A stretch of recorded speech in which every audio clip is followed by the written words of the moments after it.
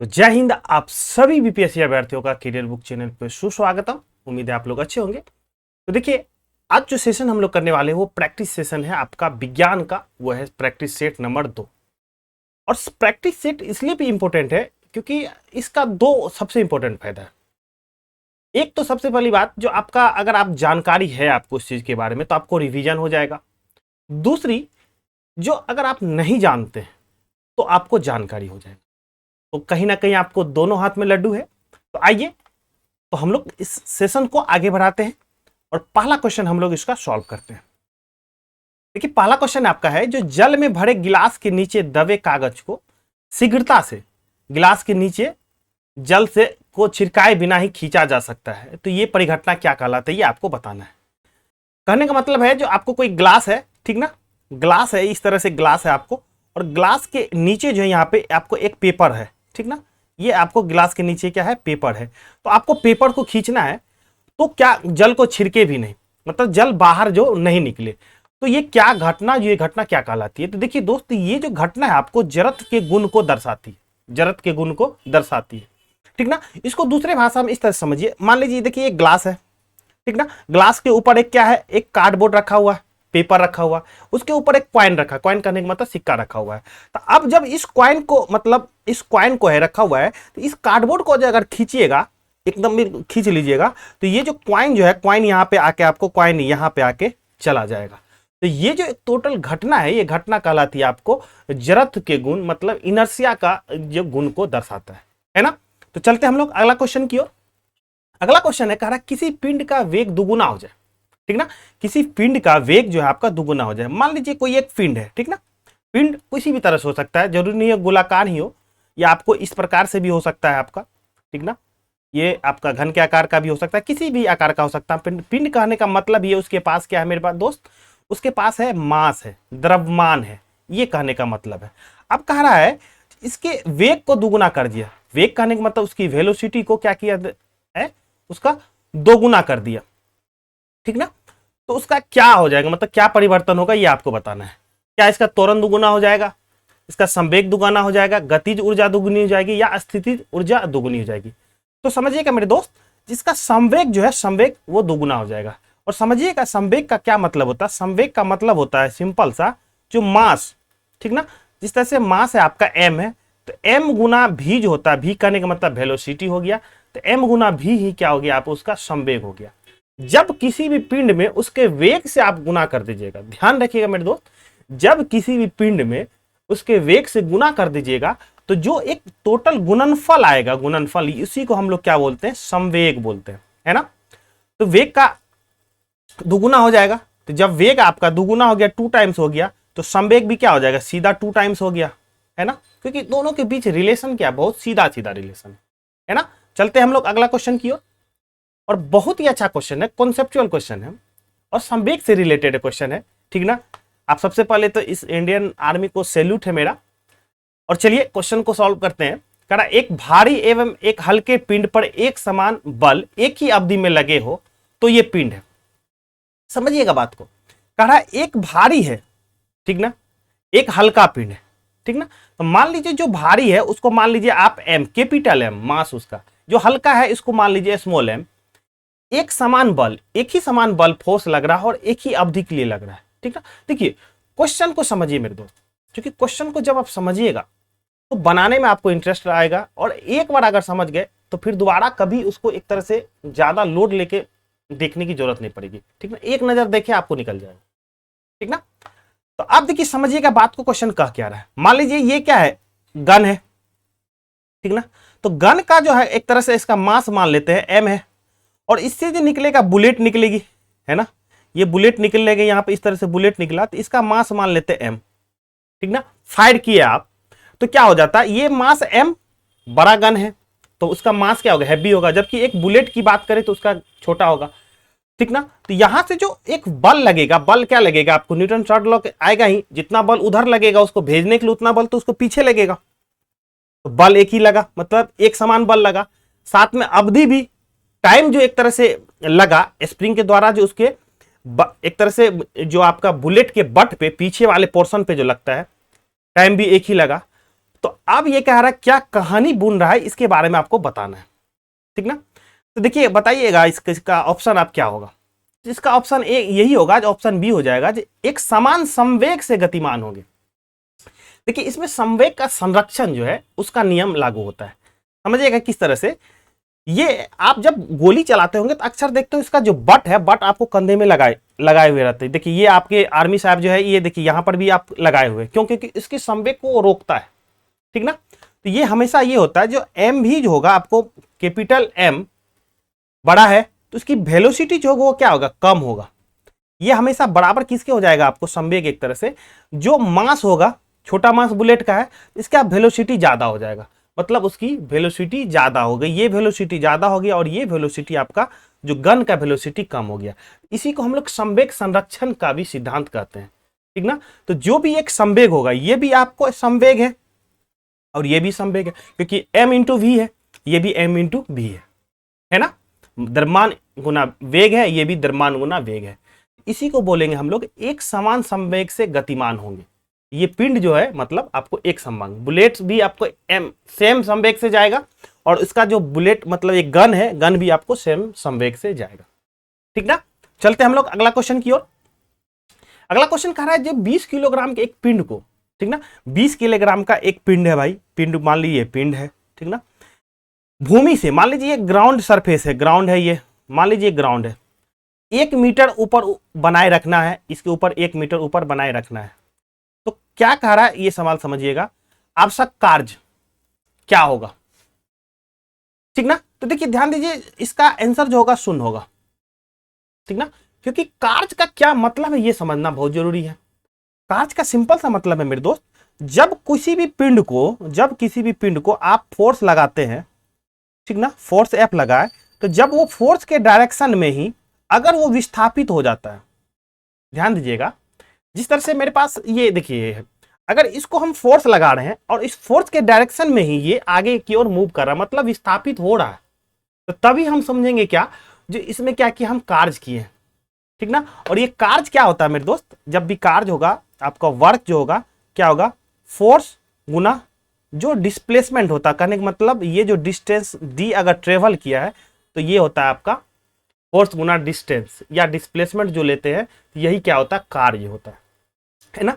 इस तरह से जब इसको ऊपर उठाए हुए हैं आपको 20 केजी वजन में, तो फोर्स के डायरेक्शन में इसका विस्थापन नहीं हो रहा है, ठीक ना। अब इसी फोर्स को आप यहां से लेकर यहां उठा कर ले जाते 20 केजी को, तब ये कार्य होता, लेकिन यहाँ कह रहा है ऊपर वो बनाए रखा हुआ है, वो मूवमेंट नहीं हो रहा है, उसका डिस्प्लेसमेंट नहीं हो रहा है, इस वजह से यहाँ पे कार्य क्या हो जाएगा, जीरो हो जाएगा, है ना। बढ़ते हैं अगला क्वेश्चन की ओर।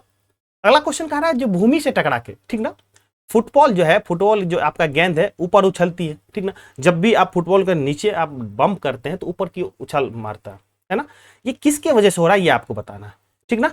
तो ध्यान रखिएगा, जो ऐसा उसके प्रत्यास्थ गुण मतलब इलास्टिसिटी उसकी प्रॉपर्टी होती है, उसके कारण होती है। जो फुटबॉल जो एक तरह से गेंद ऊपर की ओर जो बैक होती है, उछलती है, वो किसके वजह से होता है दोस्त, वो प्रत्यास्थ गुण की वजह से आपको होता है ना। बढ़ते हैं हम लोग अगला क्वेश्चन की ओर। अगला क्वेश्चन देखिए बहुत अच्छा क्वेश्चन है, और फिजिक्स की तो सबसे अच्छी बात यह है कि मेरे दोस्त, तो ये आप आसपास जितना भी घटना घट रही है, अगर आप उसको गौर से देखिएगा तो हर एक चीज में फिजिक्स, केमिस्ट्री है, साइंस है, आपको मतलब एक तरह से साइंस ही पूरा आसपास की चीज है, ठीक ना।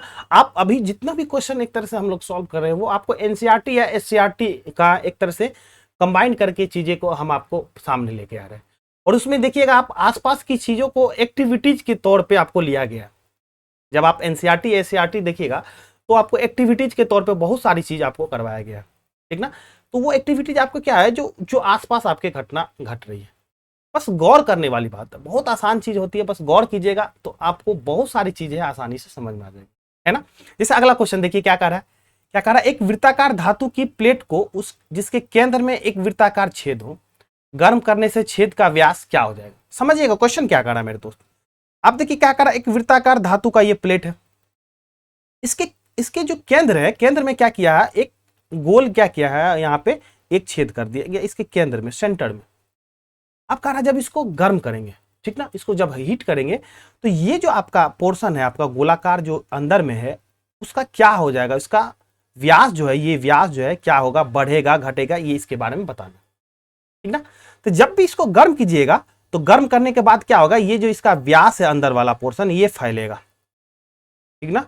ये इसका जो अंदर वाला पोर्शन है ये क्या करेगा, आपको फैलेगा, मतलब बढ़ जाएगा, इसका डायमीटर क्या हो जाएगा, आपका बढ़ जाएगा, ठीक ना। देखिए इसी साइंस का जो कॉन्सेप्ट का यूज करके जब ये देखिए बैलगाड़ी में ये जो है आपका रीम है, रीम है टोटल, ये आपका रीम है। तो रीम के ऊपर एक देखिएगा एक लोहे का एक तरह से एक चादर की तरह उसको चढ़ाया जाता, लोहे का रीम चढ़ाया जाता था, ठीक ना। इसका किस तरह से करता था, जब लोहे का जो रीम होता था, रीम को क्या किया, उसको गर्म भट्टी में एक तरह से गर्म कर देता था, तो गर्म करने पर फैल जाता था, फैल जाने के बाद इसको चढ़ा देता था, और चढ़ाने के बाद क्या होता था, तो ठंडा होता था तो सिकुड़ता था, तो एक तरह से टाइट फिटिंग हो जाता था, जिसकी वजह से इसको एक तरह से मजबूती प्रदान किया जाता था, ठीक ना। इसी कॉन्सेप्ट का यूज करता था, है ना। तो चलते हैं हम लोग अगले क्वेश्चन की ओर, और अगला क्वेश्चन क्या है जरा इस पर भी हम लोग गौर करते हैं। अब कह रहा है जब एक जल भरे बीकर में, ठीक ना, बर्फ का एक टुकड़ा तैर रहा है, बहुत अच्छी बात है भाई। बर्फ के पिघलने पर बीकर का जो तल होगा वो क्या हो जाएगा, क्या परिवर्तन होगा ये बताना है, ठीक ना। एक ग्लास है, ग्लास में आपका बर्फ रखा हुआ है, तो अब कह रहा है जब बर्फ मेल्ट हो जाएगा, पिघल जाएगा, तो उसके जो ग्लास का एक तरह से जल का जो लेवल है, तल है, उसमें क्या परिवर्तन हो। तो ध्यान रखिएगा वो जैसा होगा वैसा ही बना रहेगा, मतलब उसमें कोई परिवर्तन आपका नहीं होगा, है ना। चलते हैं हम लोग अगला क्वेश्चन की ओर। अब कह रहा है बर्फ जमी झील के अंदर मछलियां जीवित रहती है। जो बर्फ क्या होता है, बहुत जगह लेक वगैरह में, जहाँ पे जैसे जम्मू कश्मीर वगैरह में, जहाँ बहुत ज्यादा ठंड वगैरह पड़ती है, तो बर्फ का मतलब एक ऊपर वाला जो पोर्शन होकर बर्फ से लग जाती है, ठीक है, ढक जाती है, तो क्या उसके नीचे भी फिर भी मछली जीवित रहती है। उसके कारण क्या है, जो झील की तली पर जल नहीं जम पाता है, ठीक ना, उसके जो तल में होता है, जो आपके सबसे नीचे वाला लेयर में होता है, उसमें वहां क्या होता है, जो जमता नहीं है, बर्फ के रूप में नहीं होता है, वो हमेशा पानी के रूप में ही रहता है, इस वजह से मछली वहां क्या होती है, जीवित रहती है ना। बढ़ते हैं हम लोग अगला क्वेश्चन की ओर। निम्नलिखित द्रवों में उष्मा का सबसे अच्छा चालक कौन है, ये आपको बताना है। जो निम्नलिखित जो द्रव दिया हुआ है उसमें उष्मा का सबसे अच्छा चालक कौन है। याद रखिए कि उष्मा का सबसे अच्छा चालक जो है वो है आपका पारा है, ठीक ना। उष्मा का सबसे अच्छा चालक जो आपका पारा है। देखिए एक चीज और ये बताइए, आप अपने आसपास में अपने अपने आप एक चीज और देखिए, अपने आसपास में पारा का क्या ऐसे यूज करते हैं। देखिए सोचिए आप जरा सा, आप पारा का यूज किस में करते हैं, थर्मामीटर में करते हैं। थर्मामीटर में किसके लिए करते हैं, टेम्परेचर मापने के लिए करते हैं। इसी वजह से पारा का जो सबसे अच्छा चालक होता है, इसलिए हम पारा का यूज करते हैं किसमें भाई, थर्मामीटर में यूज करते हैं। तो देखिए इस तरह से आप चीजों को जब कनेक्ट कीजिएगा तो आपको रिवीजन करने की जरूरत ज्यादा नहीं रहेगी, एक बार में क्वेश्चन आएगा, बनेगा और एकदम बिल्कुल क्लियर कट बनेगा, है ना। बढ़ते हैं हम लोग अगला क्वेश्चन की ओर। अगला क्वेश्चन देखिए क्या कर रहा है, जो निर्वाहित इवैक्यूएटेड विद्युत बल्ब के तंतु से, तंतु कहने का मतलब जो एक फिलामेंट है, से कांच आवरण तक उष्मा संचरण किस प्रक्रिया से होता है, ये आपको बताना है। उष्मा का एक तरह से जो संचरण होता है, जो एक जगह से दूसरे जगह जो उष्मा जाती है, किसकी वजह से होता है, ये आपको बताना है, ठीक ना। तो उष्मा का जो संचरण होता है ये आपका विकिरण विधि से होता है। विकिरण करने का मतलब रेडिएशन की वजह से होता है। किसमें है ये, आपको इविकेट मतलब एक तरह से निर्वात होता है, कि यहाँ पे एक तरह से एयर नहीं है, उसमें आपको बताना है आपको, ठीक ना। तो किसकी विधि से होता है, ये विकिरण विधि से होता है, ठीक ना। देखिए उष्मा का संचरण का आपको देखिए कंडेंसन है, कन्वेक्शन है मतलब संवाहक है, और विकिरण है। ये दोनों के लिए मीडियम की आवश्यकता होती है। मीडियम करने का मतलब एक तरह से कैरियर के लिए जाने के लिए आपको आवश्यकता है। जिस तरह से अगर आपको अभी पटना में, पटना से आपको दिल्ली जाना है, तो पटना से दिल्ली जाने के लिए क्या कोई ना कोई माध्यम चाहिए, आप या तो रेल से जाएंगे, या बाय रोड जाएंगे, है ना, या बाय प्लेन जाएंगे, ठीक ना। लेकिन एक तरह से अगर मन को ले जाइए आप यहाँ से, सोचिए जरा सा, मन को यहाँ से आप दिल्ली क्या अमेरिका लेके जाइए, क्या कोई एक तरह से साधन है, नहीं है। तो ठीक उसी तरह से जो विकिरण एक तरह से रेडिएशन है, उसके लिए उसको लिए कोई माध्यम की जरूरत नहीं होती है, ठीक ना। इस तरह से ऑप्शन आपका हो गया विकिरण हो गया, ठीक ना। यहां से जो आपको इस फिलामेंट के एक यहाँ पे जो होता आता तक यहाँ तक आता है, तो ये विकिरण विधि से आता है। तो ऑक्सीकरण की प्रक्रिया में आपको इलेक्ट्रॉन की हमेशा जो होती है हानि होती है, एक तरह से त्याग होता है, ठीक ना। तो ऑक्सीकरण की प्रक्रिया में आपको क्या दिमाग में रखना है, जो इलेक्ट्रॉन की हानि होती है। चलते हम लोग अगला क्वेश्चन की ओर। शोषण के लिए समुद्री गोताकार निम्नलिखित मिश्रण का उपयोग करते हैं, ठीक ना। जो समुद्री गोताकार देखते होंगे, जो पीछे अपने बैग पे पीठ पे एक सिलेंडर लेके चलते हैं शोषण के लिए, उसमें किसका यूज होता है आपको, ये आपको बताना है, ठीक ना। तो उसमें ऑक्सीजन और हीलियम का यूज होता है, ध्यान रखिएगा, उसमें ऑक्सीजन और हीलियम का यूज आपको वो शोषण के रूप में करता है, ठीक ना। बढ़ते हैं अगला क्वेश्चन की ओर। कह रहा है किसी निश्चित तापमान पे संतृप्त विलयन कैसा होता है। सबसे पहली बात यह है कि यहाँ पे संतृप्त विलयन को समझना जरूरी है। संतृप्त विलयन का बस एक छोटा सा एग्जांपल समझिए इस बात को, जो कहीं ना कहीं आप ये समझिए जो आपने पूरा एक तरह से जितना भोजन करना चाहिए तक कर लिए, ठीक ना, आप कहीं संतृप्त हो गए, पूरा फुल हो गए, नाक तक खाना खा लिए जहां तक होना चाहिए, इसी को बोलते हैं संतृप्त, ठीक ना, फुल हो गए। अब ये क्या क्या कह रहा है कि जो आप निश्चित तापमान पे बात कर रहा है तो कोई कंडीशन एक तरह से कोई लगा दिया, जो कंडीशन नहीं आपको जबरदस्ती कर रहा है, खाना ही खाना है, ठीक ना, तो उस सिचुएशन में आपको क्या होगा, जो और भोजन भी कितनों कंडीशन लगा और भोजन आप ले पाइएगा नहीं ले पाइएगा। तो ठीक उसी तरह से कह रहा है कि किसी निश्चित तापमान पे जो संतृप्त विलयन है वो आपको और अधिक ठोस विलय घोलने में असमर्थ होता है। मतलब और कोई भी पदार्थ जो उसमें अगर आप घोलिएगा तो घुलने में क्या होता है, असमर्थ होता है, मतलब वो बाहर निकल जाएगा, घुलेगा नहीं उसमें, ठीक ना। तो यही आपको आपका आंसर हो गया, आपका ऑप्शन सी। चलते हैं अगला क्वेश्चन की ओर, जो चूने के जल में क्या होता है। तो चलते हैं अगला क्वेश्चन की ओर। अगला क्वेश्चन क्या कर रहा है, जो चूने के जल मतलब लाइम वाटर में क्या होता है। तो ध्यान रखिएगा चूने के जल में जो आपको कैल्शियम हाइड्रोक्साइड होता है। तो चूने के जल में क्या याद रखना है आपको, कैल्शियम हाइड्रोक्साइड होता है। तो बढ़ते हैं हम लोग अगला क्वेश्चन की ओर। तो वायु के नमूने में क्या होता है, यह आपको बताना है। जो वायु के जो नमूने हैं, ठीक ना, वायु का जो सैंपल में क्या क्या मौजूद रहता है, ठीक ना। तो वायु के सैंपल में आपको ऑक्सीजन रहता है, देखिए नाइट्रोजन रहता है, कार्बन डाइऑक्साइड रहता है, जलपास रहता है और कुछ अक्रिय गैस रहता है, ठीक ना। तो इस तरह से याद दिमाग में रखना है, जो वायु जो है एक तरह से वायु में आपको ऑक्सीजन मिल जाएगा, नाइट्रोजन मिल जाएगा, कार्बन डाइऑक्साइड मिल जाएगा और जलवाष्प के रूप में कुछ ना कुछ मिलता है, ठीक ना। इस तरह से ऑप्शन आपका डी राइट आंसर हो जाएगा, ठीक ना। तो बढ़ते हैं अगला क्वेश्चन की ओर और कह रहा वायु में विभिन्न गैसों का अनुपात क्या है। जो हवा है एक तरह से हवा में विभिन्न गैसों, मतलब देखिए अभी तो थोड़ी पिछले क्वेश्चन में क्या देखे, जो बहुत सारी गैसें हैं, ऑक्सीजन है, नाइट्रोजन है, ठीक है। तो अब कार्बन डाइऑक्साइड भी है, तो इसमें ये बात बोलना है जो उसका अनुपात किस प्रकार होता है। ऑप्शन देखिए क्या है, कारण अज्ञात मतलब पता नहीं, अस्थिर मतलब जो भी है कांस्टेंट रहता है, ये कहना है इनका। अब कह रहा अलग अलग स्थानों पर अलग अलग होता है, तो ठीक ना। देखिए ये ऑप्शन भी गलत है, ये ऑप्शन भी गलत है और ये भी गलत है। तो क्या होता है, अलग अलग स्थानों पर अलग अलग होता है, ठीक ना। समझिएगा इस बात को कि कभी कभी एक चीज ये देखते होंगे कि जो अगर पटना है तो पटना में पोल्यूशन आपको ज्यादा दिखता होगा, मतलब सांस लेने में कठिनाई हो रहा है। कानपुर है, कानपुर में भी आपको बहुत ज्यादा दिखता होगा। दिल्ली है, दिल्ली में भी बहुत ज्यादा दिखता होगा। आखिर क्यों लेकिन अब जब आप अपने गांव जाते होंगे, अपने गांव या अपने शहर जाते होंगे, तो वहां पे देखते होंगे कि जो अच्छा स्वच्छ हवा मिल रहा है, किसके वजह से। देखिए अलग अलग स्थान पे क्या होता है, जो भी गैस का जो एक तरह से अनुपात होता है वो अलग अलग होता है, ठीक ना। क्यों होता है, तो वो तो जानते ही, देखिए पटना हो गया या दिल्ली होगी, यहाँ पे क्या हो गया, बहुत ज्यादा कार्बन डाइऑक्साइड आपको बहुत ज्यादा पोल्यूटेड है, बहुत ज्यादा उत्सर्जित होता है, जो एक तरह से हार्मफुल गैस है वो ज्यादा उत्सर्जित होता है। इस वजह से क्या होता है, उसका अनुपात जो है क्या अलग अलग स्थानों पे अलग अलग होता है। यही सबसे बेस्ट अप्रोप्रिएट आपका आंसर है, ठीक ना। बढ़ते हैं अगला क्वेश्चन की ओर।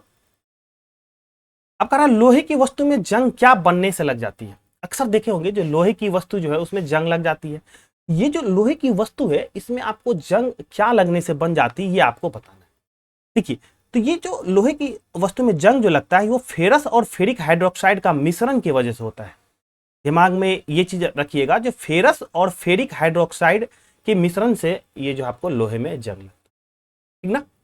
ओके, बढ़ते हैं हम लोग अगला क्वेश्चन की ओर। ठीक है, अगला क्वेश्चन कह रहा है रासायनिक तौर पर हीरा क्या है, ठीक ना। रासायनिक तौर पे आपको बात कर रहा है कि रासायनिक तौर पे हीरा आपको शुद्ध कार्बन है। दिमाग में ये चीज रख लीजिएगा, जो रासायनिक रूप से हीरा क्या आपका शुद्ध कार्बन है ना। बढ़ते हैं हम लोग अगले क्वेश्चन की ओर। वायु में नाइट्रोजन का क्या महत्व है। वायु में नाइट्रोजन है पता है, इसका क्या इंपॉर्टेंस है, ठीक ना। देखिए ये क्या करती है, ऑक्सीजन को तनु करती है, ठीक ना, जो कि अनावस्था शुद्ध अवस्था में अत्यंत क्रियाशील होती है। अगर ऑक्सीजन की बात करें तो अगर शुद्ध अवस्था में रहेगी तो बहुत ज्यादा क्रियाशील होगी, ठीक है, रिएक्शन किसी से बहुत जल्दी कर लेता है। इस वजह से ये जो आपको नाइट्रोजन है आपको ऑक्सीजन को तनु करती। ऑप्शन आपका सीधा सीधा ऑप्शन आपका बी हो जाएगा राइट आंसर, है ना। चलते हैं अगला क्वेश्चन की ओर। अगला क्वेश्चन देखिए, आपको ये क्वेश्चन आपके हमेशा आपके सामने में ये क्वेश्चन रहता है, बस आपको देखना है, ठीक ना। गैस एजेंसियों द्वारा दिए जाने वाले सिलेंडरों में रसोई गैस का रूप क्या है। जो रसोई गैस है, ठीक ना, उसका रूप क्या है, गैसीय, विलयन, तरल, ठोस, ठीक ना। तो जो आपका रसोई गैस में आप यूज किया करते हैं एलपीजी, ठीक ना। जब इसका फुल फॉर्म आप समझ जाइएगा तो इसका क्वेश्चन उसी में है। एलपीजी का मतलब लिक्विड, एल का मतलब लिक्विड, पी का मतलब पेट्रोलियम, जी का मतलब गैस। तो लिक्विड पेट्रोलियम गैस उसमें किस फॉर्म में रहता है, तो भाई लिक्विड फॉर्म में रहता है, तरल फॉर्म में रहता है, ठीक ना।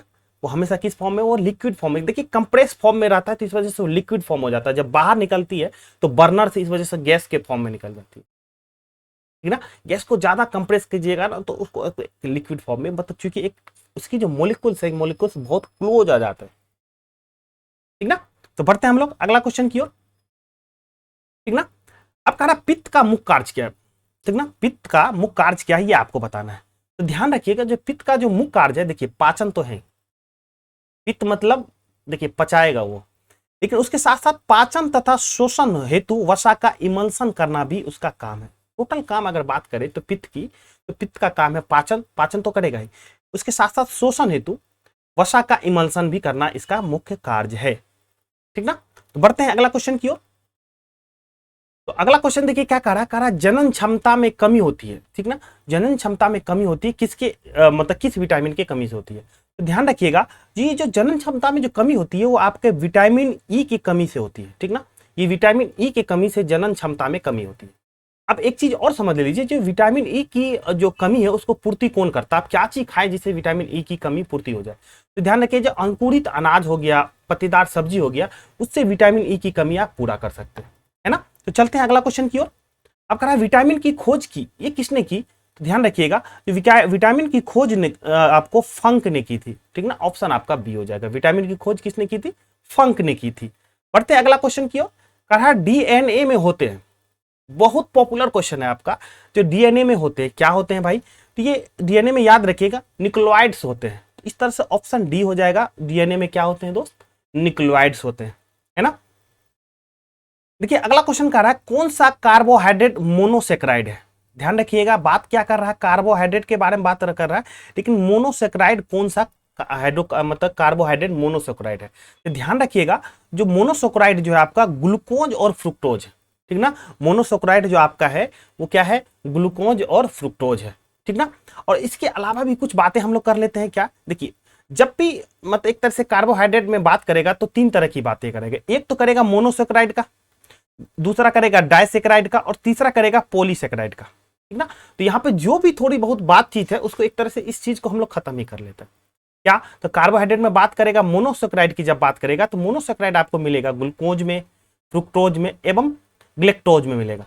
मोनोसेक्राइड की बात करेगा तो दोस्त ग्लूकोज, फ्रुक्टोज और ग्लेक्टोज होगा, ठीक ना। वहीं पर अगर डाई की बात करेगा, डाई मतलब दो की बात करेगा, तो देखिए मल्टोज में, सुक्रोज में और लेक्टोज में मिलेगा।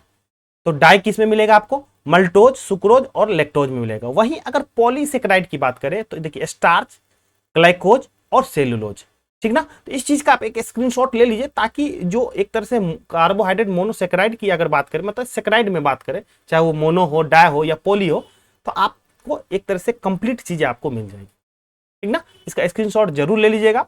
बढ़ते हैं हम लोग अगला क्वेश्चन की ओर। अगला क्वेश्चन कह रहा है निम्नलिखित में से कौन सा दूध प्रोटीन, मतलब मिल्क प्रोटीन है, ये आपको बताना है, कौन सा दूध प्रोटीन ये बताना है। तो याद रखिएगा केसिन जो है आपका दूध का प्रोटीन है, केसिन जो आपका दूध का प्रोटीन है, जो दूध प्रोटीन में आप यूज करते हो वो क्या है आपका, केसिन जो है आपका दूध प्रोटीन है। यहां पे एक चीज और है रेनिन, याद रखिएगा रेनिन इंजाइम जो है आपका, रेनिन इंजाइम जो है आपका, रेनिन इंजाइम के कमी की वजह से जो एडल्ट मनुष्य होते हैं, ठीक ना, उसमें आपको क्या दूध पचाने की क्षमता की कमी होती है। अगर रेनिन एंजाइम की कमी हुई तो दूध उसको नहीं पचता है, ठीक ना। तो दूध नहीं पचने का कारण क्या हो जाता है, रेनिन एंजाइम की कमी होती है। ये आपको एक चीज एडिशनल नॉलेज आप जरूर ले लीजिएगा, है ना। बढ़ते हैं हम लोग अगला क्वेश्चन की ओर। किस विटामिन को हार्मोन भी कहा जाता है, बहुत ही इंपॉर्टेंट क्वेश्चन है आपका, बहुत अक्सर ये सवाल जो है आपको पूछ देता है सवाल में, जो कौन सा ऐसा विटामिन है जिसको हार्मोन भी बोलते हैं। ध्यान रखिएगा ये विटामिन डी को भी, विटामिन डी को हम लोग हार्मोन भी बोला जाता है। इसको तो विटामिन डी को क्या बोला जाता है, आपको हार्मोन भी कहते हैं। ठीक है, अगला क्वेश्चन है कौन सी हार्मोनल बीमारी है, ठीक ना। कहने का मतलब जो भी बीमारी का नाम नीचे दिया हुआ है उसमें कौन सा बीमारी है जो हार्मोन की वजह से होता है, मतलब हार्मोन की कमी की वजह से होता है। इसका सबसे अप्रोप्रिएट आंसर है ये आपका घेगा रोग जो होता है, ये आपको हार्मोन की कमी से होता है, ठीक ना। और भी चीज को देते हैं, ये हार्मोन किस कमी से होता है, थायरोक्सिन हार्मोन की कमी से होता है। ना, ये थायरोक्सिन हार्मोन की कमी से आपका घेगा रोग होता है। जबकि जुकाम क्या है, एक वायरल डिजीज है, ठीक ना। ये टीबी एक तरह से ये टीबी है, और टीबी आपका किसकी वजह से होता है, बैक्टीरिया की वजह से होता है, ठीक ना। तो हार्मोनल बीमारी आपका हो गया घेगा रोग हो गया, है ना। बढ़ते हैं हम लोग अगला क्वेश्चन की ओर, और अगला क्वेश्चन क्या कह रहा है इसको भी हम लोग देखते हैं।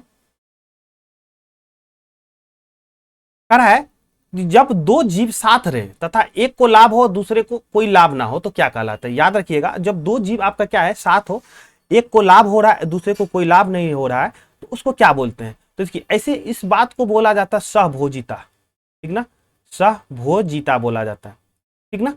लेकिन इस ऑप्शन में अगर देखे जाए तो कम्युनलिज्म इस तरह से इसको बोला जाता है, ऑप्शन आपका डी हो जाएगा, ठीक ना। एक को फायदा हो रहा है, ठीक ना, दूसरे को कोई लाभ ना हो रहा है, इसको सहभोजिता भी बोला जाता है, ठीक है। बढ़ते हैं हम लोग अगला क्वेश्चन की ओर। कहा भूमि अपर्दन, ठीक ना, सॉइल इरोजन की रोकथाम संभव है। मतलब जो एक तरह से जो भूमि जो है, भूमि का जो कटाव होता है, ठीक ना, वो उसके रोकथाम के लिए क्या संभव है। कहा पुनः वन रोपण, बिल्कुल वन जो है एक तरह से भूमि अपर्दन का मतलब सॉइल इरोजन को सबसे अच्छे तरीके से आपको वो रोकता है। ऑप्शन सीधा सीधा ऑप्शन आपका ए राइट आंसर हो जाएगा। जो पुनः वन रोपण मतलब आप क्या करते हैं, जितना ज्यादा आप जो वृक्ष लगाइए तो आपको क्या कहता है, भूमि अपर्दन मतलब सॉइल इरोजन को वो रोकता है, ठीक ना। तो आज के सेशन के लिए इतना ही। ये वीडियो कैसा लगा आपको जरूर कमेंट के माध्यम से बताइएगा, और अगर कोई सजेशन हो मतलब किस टाइप के आपको कंटेंट चाहिए उसके में, तो आप बेशक आप कमेंट कर सकते हैं। तो आज की वीडियो के लिए इतना ही, फिर मिलेंगे हम लोग एक नए कॉन्सेप्ट में, नए वीडियो में, ठीक ना, नए जोश के साथ। तब तक के लिए धन्यवाद, जय हिंद।